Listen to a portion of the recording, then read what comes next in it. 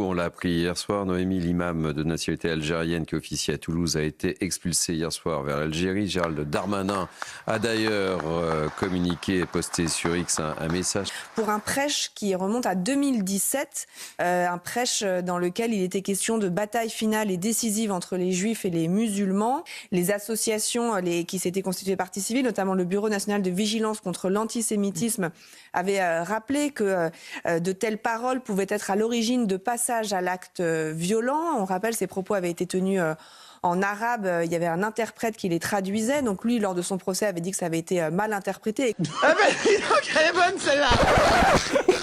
Il faut quand même saluer cette mesure. Qu'il fera la même chose avec l'imam de Beaucaire, qui avait également prêché sur le même fondement de ce hadith qui parle de pierre, de jet de pierre, de juifs, etc. Cet imam franco-marocain qui avait également été condamné pour apologie du terrorisme.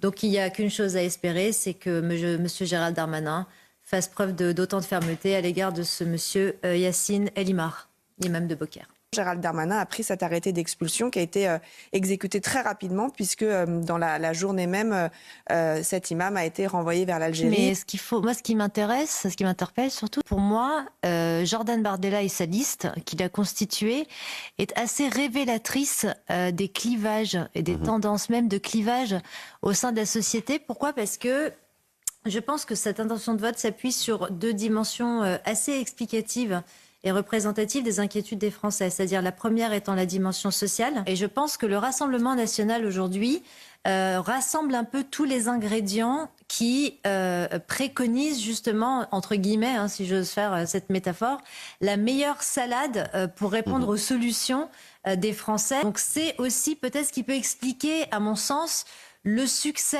de la montée de la liste conduite par Jordan Bardella, une prise sur l'antisémitisme, vraiment une mainmise sur le conflit israélo-palestinien, cette façon qu'ils ont eu de l'importer ici en France.